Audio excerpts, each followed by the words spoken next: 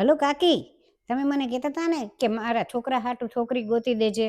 તો એટલી સરસ છોકરી ગોતી છે ને કે તમે મને જિંદગીભર યાદ કરશો એવી મસ્ત છોકરી ગોતી છે.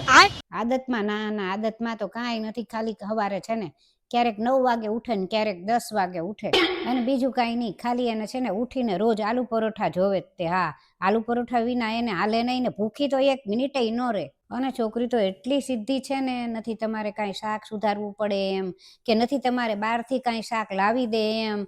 12 વાગે એટલે સીધો બહારથી ઓર્ડર જ કરી દે ને 12:30 તો જમવા બેહાડી દે બધાને.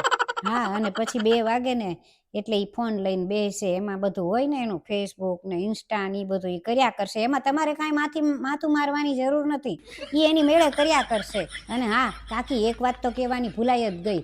એની મમ્મીએ કીધું છે કે મારી છોકરીને ઘરમાં વાઈફાઈ હોય ને તો જ હાલશે હો, વાઈફાઈ નહીં હોય તો નહીં હાલે, કારણ કે જો એનું નેટ બંધ થઈ જાય ને તો બાપા.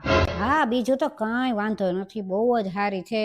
અને એસી ચાલુ કરીને રજાઈ ઓઢીને સૂઈ જશે, એટલે તમારે કાંઈ જાતની ચિંતા નહીં. અને હા, 4 વાગે ઉઠે ને પછી એને થોડોક ચા નાસ્તો જોવે. ચા નાસ્તો ન કરે ને તો એને મજા ન આવે, બાકી તો બધી રીતે ડાઈ છે. આવી છોકરી તો તમને ક્યાંય નહીં મળે. અને એણે કીધું છે કે રોજ સાંજે તો એને એક આંટો મારવા બહાર લઈ જ જાવી પડશે. મેં કીધું કાંઈ વાંધો નહીં, તો હું કાકીને કહી દઈશ, કાકી તો બહુ જ સારા છે, કાંઈ ના પાડે એવા નથી. હા હા હો, હા હાલો, તો પછી નક્કી થાય તો મને ફોન કરજો.